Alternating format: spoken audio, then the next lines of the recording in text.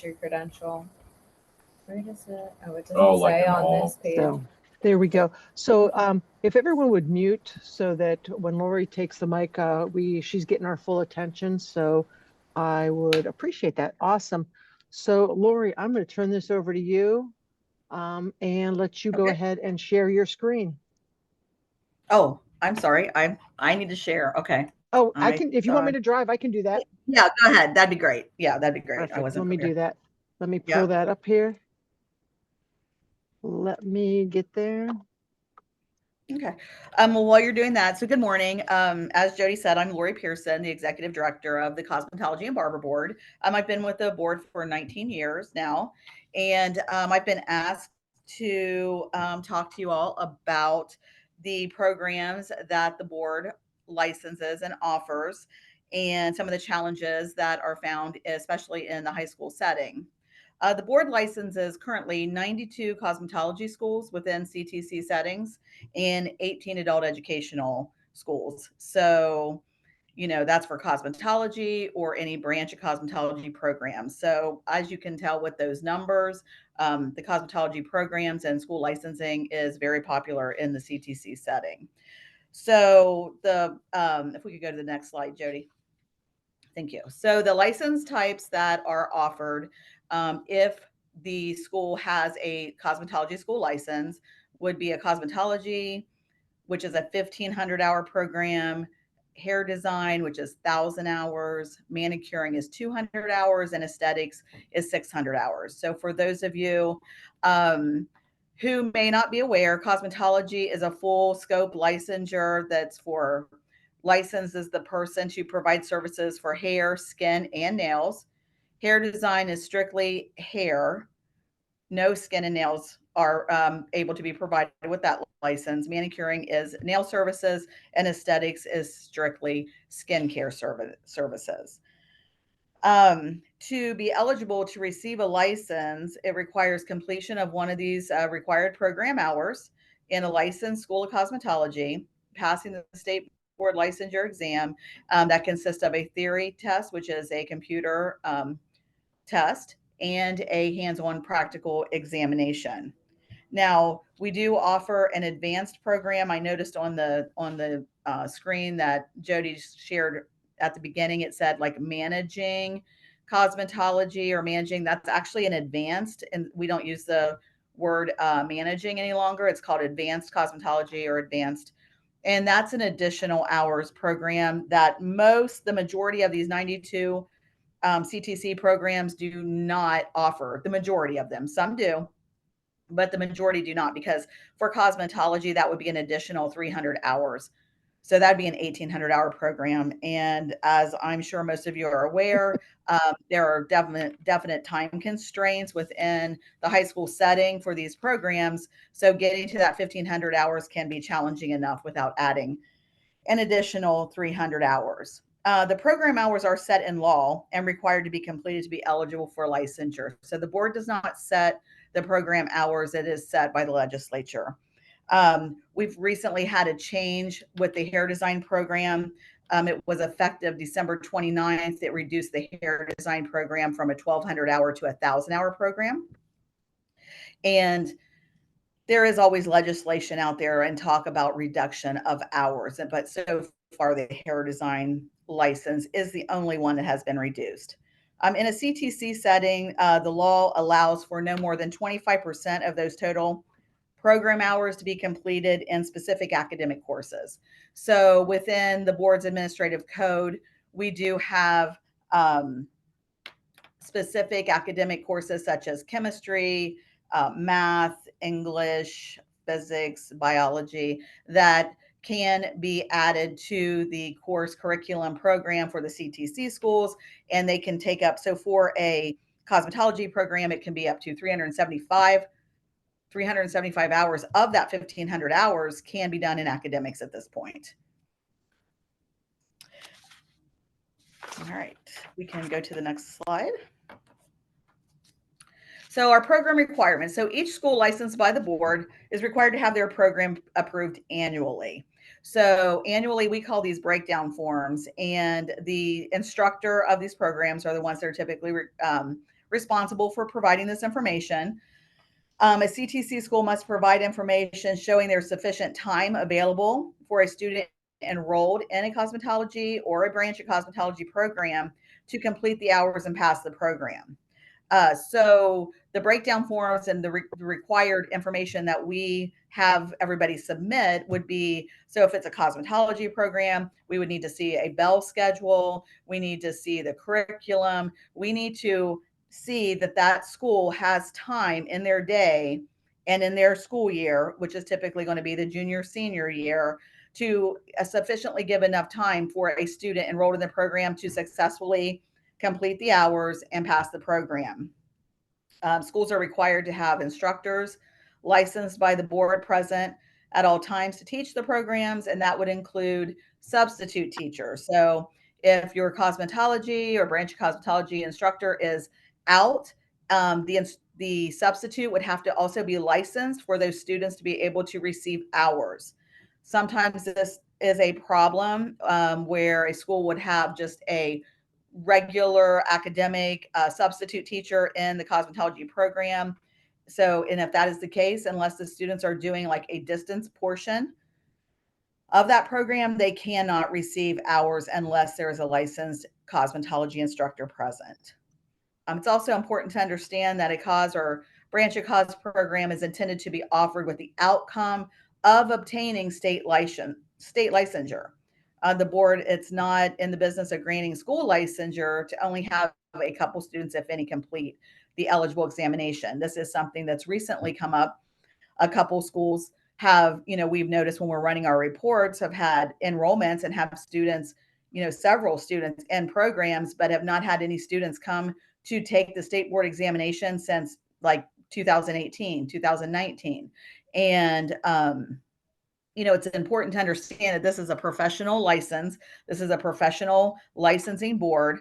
And although these programs are offered in the high school setting and there are exceptions for like academics, these programs, it's the exact same program offered in the private sector for, adult learners to take the program, same state licensure exam.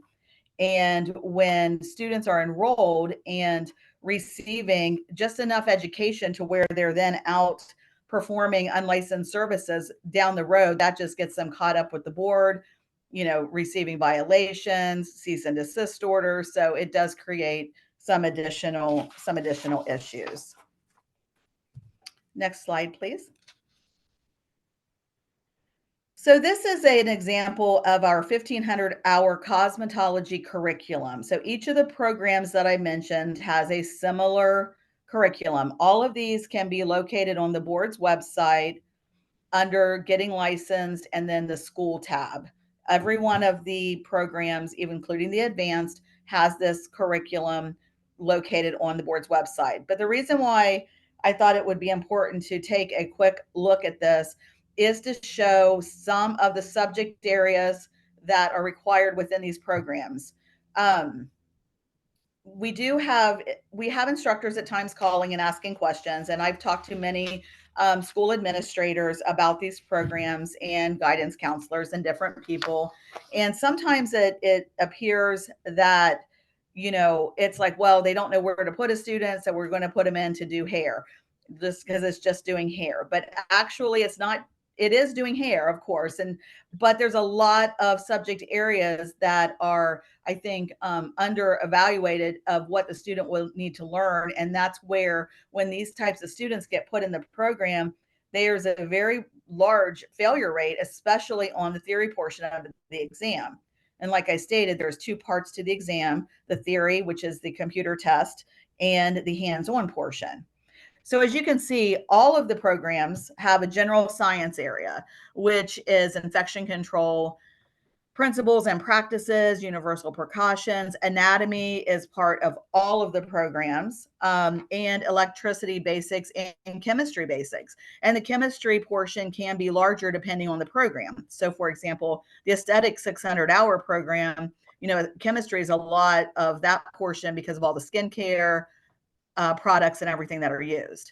So then, of course, there are the regular properties of hair and scalp, hair procedures, chemical procedures, which again, chemical procedures take some time. Hair coloring is a very large section in this where students need to understand the dynamics, the chemistry, the act of mixing the colors to get the desired outcome based on what they're starting with. So there is some definite understanding that needs to happen there.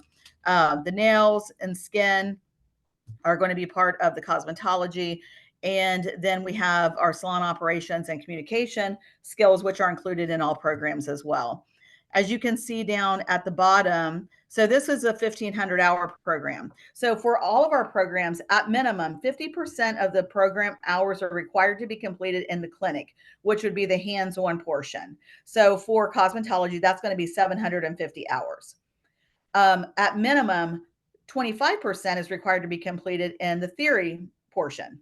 So that's going to be the books, the textbook, the learning, the hands-on of the reading the material. And then there's that additional 25%, which is another 375 hours, and it's listed here under flexible learning hours. For private schools, flexible learning hours would mean that you take that 375 hours and you can put that wherever in the program you want to place that. You feel there's a need. You can do that on individual basis as well. So you have one student that needs more help in one section, another student in another section, you can do that. For career technical schools, this 375 is where the academics come in. So that is where when an instructor submits that breakdown form and they lay out how their program is structured, they might say, and now keep in mind this 375 for academics is for the entire program. So they might say their junior year, they're going to use math for half of it. They're going to use an English. That's going to equal 150 hours. And then their senior year, they're going to do a chemistry, or a biology, and that's going to equal, they just can't exceed that 375 hours. So those academics have to be completed within the same time frame as the program. So if you have a student enter a cosmetology program their junior year and they were on, say, an accelerated path and they've already taken advanced chemistry their sophomore year, that advanced chemistry, although advanced chemistry can be used, it cannot be used unless it's being completed at the same time they're enrolled in the program. So again, all of our curriculum can be found on the board's website, and really just wanted to show that there are different categories, different subject areas where there's really, the students can have some difficulty, at times with. Okay, next page. So now I want to talk about boutique service registration. So I talked about licensure. So those are complete professional licensing programs. We also have something called a boutique service registration. This was put into law in 2016 by the legislature. And what a registration, as it states, is not a license. It is a registration. So therefore, it doesn't hold the same weight as a license. For example, a person would have to have a 10th grade education at minimum to receive a license.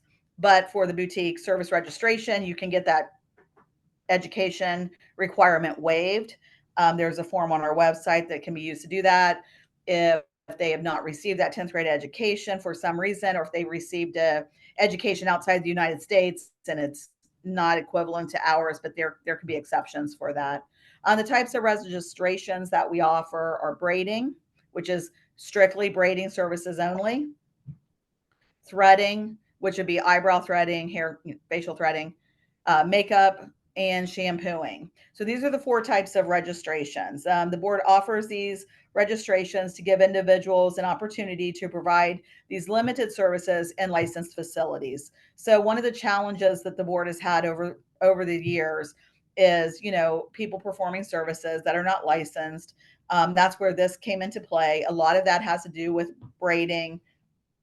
And so this braiding registration then would allow somebody who, say, is from out of country, didn't have the credential, didn't have the education to qualify for like a license, but this would allow somebody the opportunity to legally provide these services in a licensed facility. So I think, let's see, we'll go to the next page, please. So the board does not approve programs for registration. So as I stated, we do approve, and there has to be a licensed school of cosmetology to offer cosmetology or branch cosmetology programs. The board approves those programs, approves the curriculum.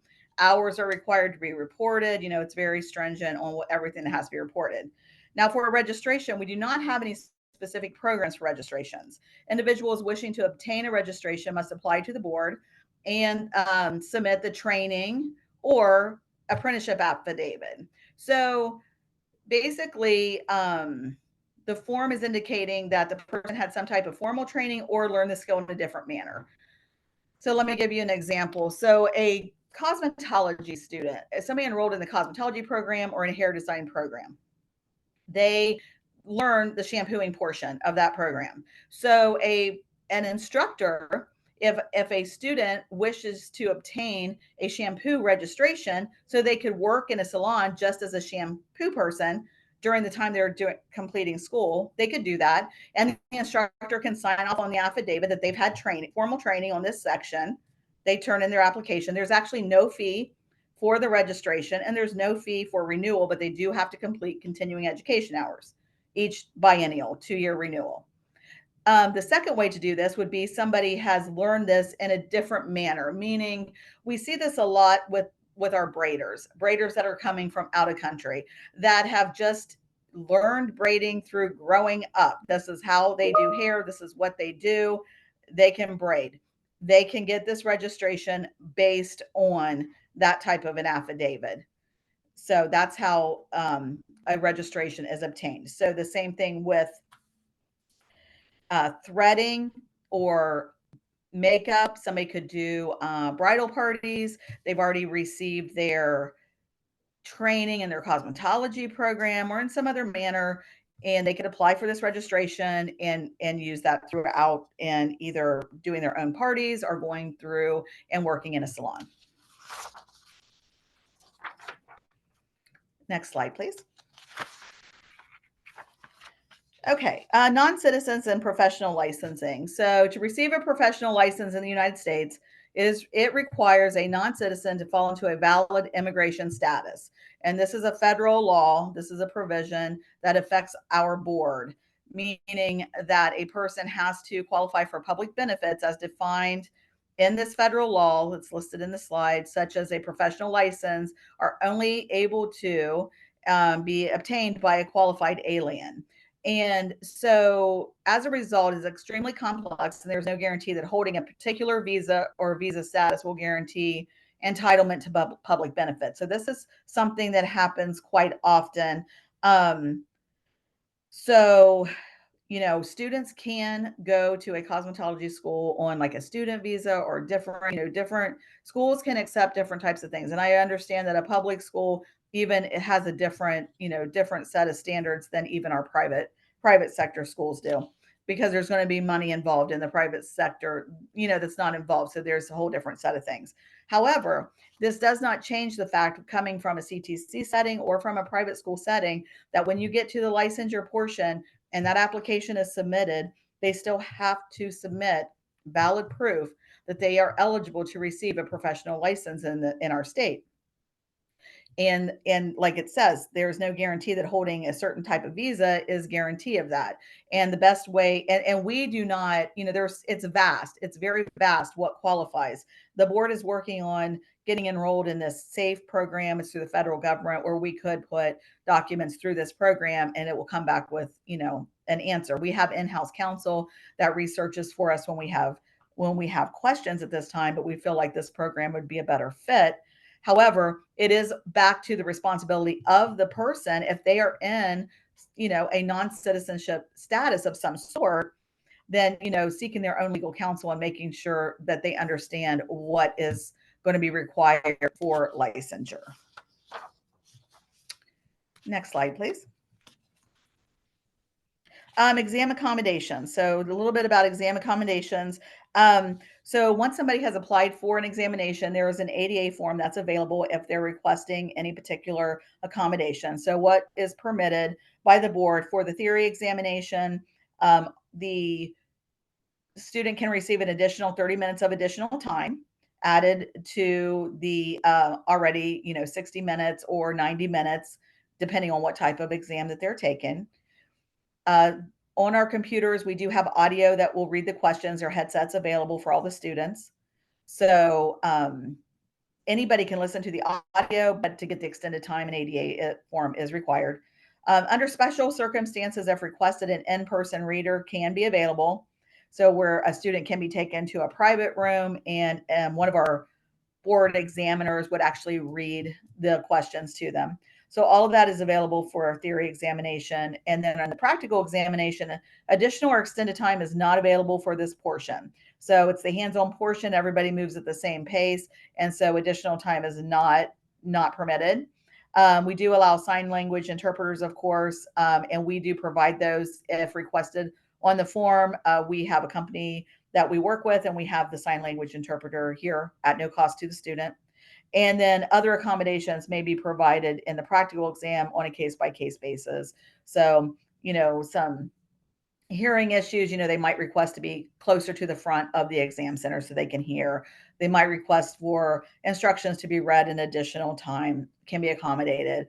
They might need a special seat for their, station where they're sitting, or they might need a stool to stand on, different accommodations like that. So we deal with those individually, and we work with the instructors on all of that information. Can I ask a question real quick on that? Yeah, absolutely. Okay, so is there any certain documentation or anything for these high school kids that needs to be provided to show that they like have an IEP or a 504 or No. something like that for those accommodations?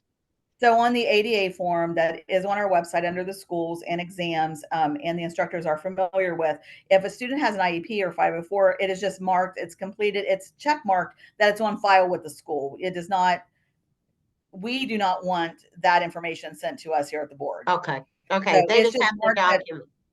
yeah, it's just marked that it's on file with the Okay. school, and we take that at face value and give Okay. them what they ask for.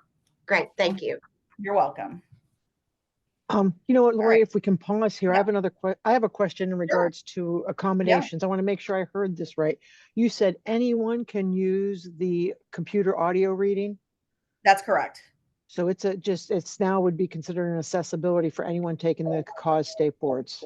Absolutely. Yeah. It's been that way for several years, ever since we went to this new system. We do have headsets that are available at each station. Students are instructed during the sign-on process for all the theory examinations. So anybody can use that. But to use that with extended time, you'd have to have the ADA form. Awesome. Or to get somebody in person to read it to you. Okay, awesome. The list of things I'm learning, Lori, are just continuing to get longer. Thank you. Yeah, absolutely. So really, I only have one more slide about, where to find things. So if anybody has questions, we can. Our program curriculum, school forms, and other licensing information is available on the board's website, which it was in that box. I don't know where it went, which is cos.ohio.gov. And then my email is listed up there. Feel free, anybody can contact me with any questions.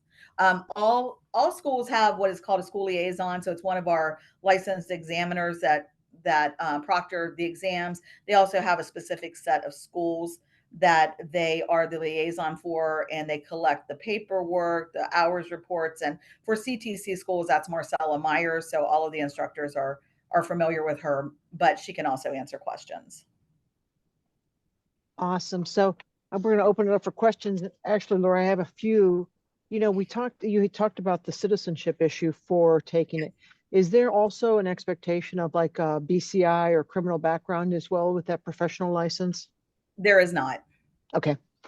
Thank you very much. That was one. And just out of curiosity, because another thing I'm not sure, what would a cosmetologist, passing the state boards at, 20 years old, what might their expected, yearly income be? Is there a range that you know of?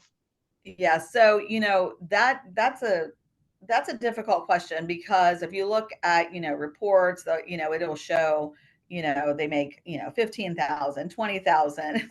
It varies. However, it really is going to be dependent on the type of salon setting that they work at. So, as everybody's aware, there are chain salons, Great Clips and sports clips and places like that. Then there's your high end salons, your spas, and your different air and the pricing is vastly different. A haircut is, $15. A haircut is $115. So in most of these professions, there is a commission based a base with a commission, and so the price of the service is going to dictate what you're making. And also, I will say that part of the reporting of the annual income in these reports that come out is very much, it's not as accurate as you may think, because so much in this business with the independent contractor piece and the self-reporting, there is a lot of underreporting that happens with income, which is a tax issue, not our issue, but it is not accurately reflected typically. Mhm. But I guess, I think sometimes you talked about it's just doing hair, but Right. it's more than doing hair, and it can be a career, and somebody can make a sustaining wage, Oh, doing absolutely. that. Yeah, absolutely. All right, great. I have a I have a question regarding the registration. So, if I understood you correctly, our typical cosmetology programs, you mentioned that once they teach shampooing and they feel that those students have met that curriculum, they can apply for that class, that whole entire class, to get that registration for shampooing. Well, each individual student would have to apply. True. Okay, so the student has to, Yeah. what is the cost for that registration? There's no cost. No cost at all. Okay, thank you. Uh-huh. And what I just saw, Matt Cola from Kent State is under the weather, but he just mentioned, and it's a good point to bring up, that there is a secondary 1-year option for cosmetology, similar to like an adult 1 year, that you can, after you have your 900 hours, you can get a 30 credits towards an associate's degree. And there he put the website there for the transfer credit in there. So that's another option, that I think, makes some parents feel better that, there are additional education that can promote this into an associate's degree, entrepreneurship and things like that. Okay, I have a question. Probably a couple of questions here, through Marietta High School here. We are actually getting ready to possibly work with one of the beauty schools here in Marietta High School. So I guess one of my questions is first of all, how many years does this take? Is this like a 2-year type program that the students would take classes? Because I'm kind of thinking on the lines of with this curriculum that you're talking about, with the classes here at the high school, and then the students going on to get the rest of their training through the beauty school. So how does something like that work? So, because I'm thinking about the juniors and the senior time frame. So would the juniors begin like with the math, the English, the chemistry, the biology, and then they could go into the school their senior year, or how does that work? So it is typically a 2-year program in the CTC schools. Some, maybe a handful, have a 3-year program. Some of the students start their sophomore year, but that's not nearly as popular. So no, once the school, so are you talking having the program at your school, or them going to a private school? They're going to, yeah, we're looking at, and because the Career Center here, I guess, has stopped the cosmetology program. Okay. Okay. And Yeah. so what they have done is we have our principal, I'm the assistant principal, and our Okay. principal has gone down and talked with Preston Beauty School. Preston. Yeah. Okay? Melanie Preston. Yeah. Yes, yes. Okay, so, and of course, this is going to be a new avenue for us for next Right. year. So that's why I wanted to take this course to kind of make sure that I'm on the same page with how this would actually work. So Right. if we're looking at, say, possibly juniors to start, so if this is going to be a 2-year program, okay? So Mhm. whatever juniors might, think that this is a program that they want to do, and you're saying then that for the academics, for the 375 hours, right, for the academics, all right, Correct. so for the juniors, so they would have to have math and English possibly for their juniors. So is there a certain math? Is there a certain English that they have to take? A. There's not a certain math or certain English. There are specifics with the biology, chemistry, anatomy because of it needs to kind of relate to the, to the program, like earth science doesn't relate, something of that nature. However, so the programs are set up like with the instructor, but where they are like, there's lab at a certain time of the day, there's theory at a certain time of day, they're taking academics at a certain time, and it's kind of all intermingled throughout those 2 years. However, we have had another maybe one or two, not as many situations where the students are leaving from the high school and going to a private cosmetology school. And is this during their actual school day, or would this be Yes. during the actual school day? Yes. Okay, so you Yes. still have to kind of work around. There's breakdown forms to show how this is all going to play out. So, I mean, I would suggest that we talk, offline of this meeting with more of your specifics, because each school kind of has their own specific layout. And so we could really make sure, that you have a good understanding between the private school and the academic portion and how the requirements work. Okay. Really tailor it to what you're going to need for your school. Okay. All right. And I would really like to have Mr. Reinert involved with that, actually, because Yeah. he and Mr. Shobe had been the ones who actually been going down and talking with them. So yeah, so I mean, we definitely need to look at how we want to structure their scheduling, to see how this is going to work. Right. Yeah. Yeah. But like I stated, so for for the academics to count, they need to be, they have to be taken during the same time that they're taking and enrolled in the cosmetology program. Right. And then there's also, like I said, the hair design program was reduced by law to 1,000 hours. Mhm. So, 1,000 hours versus 15 hours. Now there's less academics. You can only use 150 hours of academics with that. But sometimes that is an option depending on what your time constraints are in the day. Okay. Okay. All right. Yeah. That might be a good Awesome. idea. Yeah. So I just brought Lori's contact back so that, you can make sure you get that so you guys can connect up directly, just to make sure as you set it up correctly. Absolutely. Any other questions out there? Yeah, I have a question. Can you talk a little bit more about like the boutique services? Like, how do the students earn the industry recognized credentials? Like, what's that specific process look like? Are students doing that their junior year, their senior year? Who's certifying and verifying that?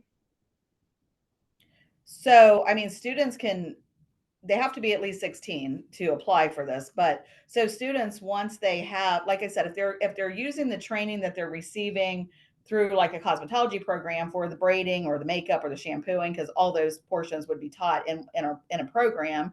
As soon as the instructor feels that they have those portions, a student can go onto our e-license site and apply for that registration at no cost. Now, as far as and be able to provide that particular service in a licensed facility. Now, as far as the industry credential, I'm not really the one to speak to how that works on the Department of Ed side, but that's how you get, the registration on our end. Thank you. So Lori, they would actually get a certificate then from the state board after they turn in Yes. their registration. So It is a registration. I mean, it's a registration. It says boutique service registration. It's a 2-year registration, just like our 2-year license. Right. So I think that what they would have to do is once they would get that, your EMIS person would put in those codes based on the fact that they have that registration in their hand, report it then, and then the credential would be realized. So, that's great. Another question I had. So Lori, when the cosmetology instructors talk about, the minimum for the clinical and the theory, it means a student is not able to go test until they have met those minimal hours to go down to take the state boards. Is that correct? That is correct. So to be eligible for a licensure exam, you have to complete the 1,500 hours, of course, if it's cosmetology, all encompassing of everything that's included in that. But also the interior requirements of that 15 hours when they do the certification of hours for the students for testing is that, at least 50% of those hours have to have been completed in clinic, at minimum 25% in the theory. And then, of course, there's the academic portion that cannot exceed the 25%. they have to have also completed these hours and passed the program. If they don't pass portions and they don't get the hours, for the whole program. So all of those expectations need to be met to be eligible to take the examination. Mhm. So Lori, often I've heard cosmetology instructors talk about um, they have a student who isn't eligible yet to go take the state boards. How long does a student leaving a career tech center have to make up those hours possibly to be eligible? Is there a lapse time So are you before they? Yes, but are you speaking of students who have not completed the hours or who have completed the hours and have just not come to test? There's a difference. So let me Oh, explain. So okay, perfect. if a student completes all their hours, whether it's in a CTC setting or a private school setting, if the hours are completed, they receive their certificate of hours completion from the school. And for some reason they don't come test, they never lose those hours. They could use those hours 20 years later. Might have some testing issues, but they could do it. Okay. But if a student does not complete the hours, then they have 5 years from their original date of enrollment before they lose the hours. After that 5 years, they lose all the hours that they completed.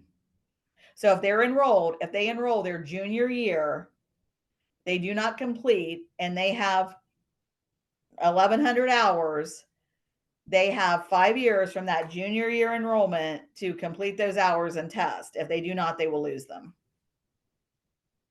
Awesome. Thank you very much. And I think Uh-huh. I have one more question and then we'll open it back up. But Sure. you talked about the fact that you're really looking to make sure that, the programming is in demand and that you're getting enough enrollment to sustain it. Do you guys at the state board, do you guys have an expectation of how many students from the programs will come test? I mean, do you pay attention to that number as well? Sure. So we run score reports, monthly score reports. For CTC, it's a little different because of the cycle students are coming to test is not monthly. But we run score reports yearly for CTC, monthly for private schools. Send those to the school. So we are looking at, because enrollments are required to be submitted within 30 days of a student being enrolled. Hours reports are required to be submitted monthly.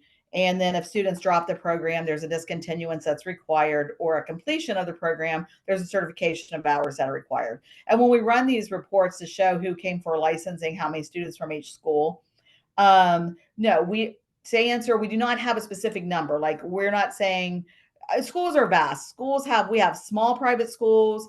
We have large, we have like a mom and pop school down south that might have, 10 students in 2 years. That's what their enrollment is.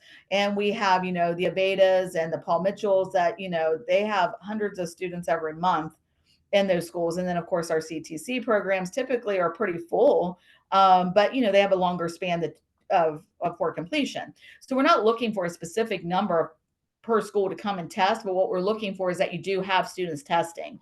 So our red flag is raised when we run reports, and like I stated, a school that has not had anybody come and test since 2018, 2019, you start looking at it. Okay, well, they had enrollment every year. They had 15 to 20 students every year. Nobody's completing the program. No, or they're completing it and they're not testing. So that's when we start looking at, is this a school license that we're going to continue to renew? Because it's giving enough information to students to be able to go do things without licensure that just causes more problems in the industry down the road. The intention is a professional license, and if the school holds a cosmetology school license, and the intent is to provide provides the education and students that come and complete the licensure exam to move on to work in the industry. Of course, every student's not going to complete, every student's not going to take the test, and every student's not going to pass the test. I mean, that's reality. But our red flags are raised when we get these, programs that are producing zero people coming and taking an exam. Great, thank you. I think you definitely hit it on the nail on the head there. There is a continuum. You guys aren't like holding some grandeur of everyone is No, going to come take the state board, no, everyone's going to pass the state board. And there is a absolutely. reality then that, not everyone is going to be successful in earning the cosmetology state board, but that there Right. is at some point in time, there's the ability to be flexible, Right. utilizing and leveraging some of those boutique registrations. And And I then, do think it is important to be said that stated like with these score reports, like a school might want to look at, when we're running these reports and they're receiving them back, and not only the not testing, but the the failure rate. I mean, there are some schools out there, and it's not a lot, but there are schools out there that, they're sending 10 students and, 9 of them are failing and failing miserably. Like, it's a 75 to pass each portion, and they're getting in the 50s and 60s. And this is year after year with students. I think it'd be something for somebody above that program to be looking at. That's what's happening in that program. Can you talk a little bit about like what is the passing rate, especially with the CTC programming, and then what's the cost for a student to sit for both parts of the exam? Yes. So the pass rate, I mean, it changes yearly, but it's typically runs for the cosmetology program. It runs between about 77 to 79%. That's the average score on the test, on the theory. The practical exam, slightly higher, because it is, it's a hands-on industry. A lot of people get into the industry because they are creative. They have more of that, style. And so we do see higher scores on the practical. And then for the schools that have like the aesthetics programs or the nail tech programs, aesthetics scores run usually typically in the 80s, run just a little bit higher. There's also not as many portions, I guess, subject areas to that section. And then of course to take the examination, it is $40 to take I'm thinking we just raised our fees, so I'm gonna double check that. I think it's $40, but that's for both the practical and for the theory exam. It's one fee for both exams. And then there is a license, the exam fee, and then there is the licensing fee that the student has to pay to actually receive the license. And let me look, I'm going to double check these fees real quick because that's we awesome. did have a change recently. Yeah, it's $40 for the exam, and then it is $45.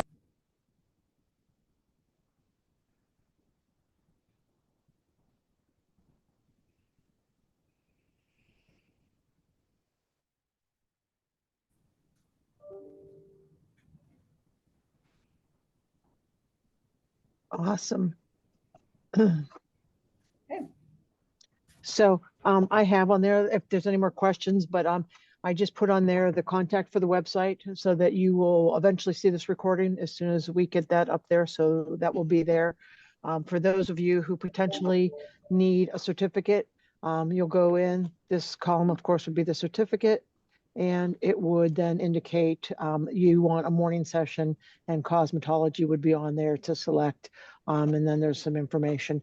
And those of you who don't need a certificate but would like to give us some feedback, the consultants and the tech prep that have put this on, this is our first venture into this type of a setting. So if you have any feedback for our continual improvement, we will gladly accept that. So there's other sessions coming up. You can all go back to that website, select the Zoom links, and you can go on to those other sessions. Lori's contact information is there on that website. So if anyone needs to contact her, I think, Marietta sounded like you guys are going to be contacting her with some specifics in regards to some things you're trying to promote. Lori, I really, like I said, I really appreciate you taking time to talk to us. I think, it's very obvious that, we all know it, but I think now that we have a better understanding of, what it takes to be successful in going to sit for the state boards. I think we also Mhm. have a better understanding of some of the flexibility of what some of those boutique certificates might or registrations might do for us. And that there is accommodations available both for all students with that reading, which I think is an awesome thing, as well as some of our students with disabilities. Um, so like I said, I really appreciate it. I've learned quite a bit about cosmetology. Great. And if I could just say one last thing, if there's any programs out there that, you hear that are struggling to get their hours in, or there's talk that, they're having trouble getting students to complete because of that, I really encourage you to reach out to the board, reach out to me. I can put anybody in touch with, the correct people, and let us talk through the situations, because a lot of times I found when talking with administrators and instructors of these programs, there are solutions that maybe have not been thought about. So I do encourage, if there's issues with hours or programs, or adding any of these smaller, shorter programs like the aesthetic 600-hour program. That's a 1 year type of situation, or some schools have done that, to definitely reach out and we can have a conversation, and I can give you more direct information. Yeah. Awesome. I just think, I mean, this can be a great networking. I think we can help each other out. We can all make sure that we talk about transitioning and getting the right students in the right program, and maybe picking the right path for them to, do what they want to do within that vast career that is, Right. everything from threading to shampooing to, being your own self-employed cosmetologist. So awesome. Absolutely. Anybody have any questions for Lori before we let her go? Is today's session different? Or the afternoon session, is it different or is it the same? There's not another cause. This is Lori's only session here this morning, but the sessions this afternoon are everywhere. Let me see. I think somewhere I have the website up. Let me do that. So this afternoon session, Law and Public Safety, Health Information Technology? right. So Okay. if you so you could go to any of those sessions that are this afternoon, and you could kind of like cafeteria, different things that you want to know about. And the great thing is that all of those sessions will be recorded. So I think, that's the thing. Sometimes you hear something and you want to go back and confirm, did I really hear that? So awesome. I appreciate everyone joining, and we'll go from there. All right. Thank you. Thanks, Lori. Appreciate it. Uh-huh. Bye-bye. Bye, everyone.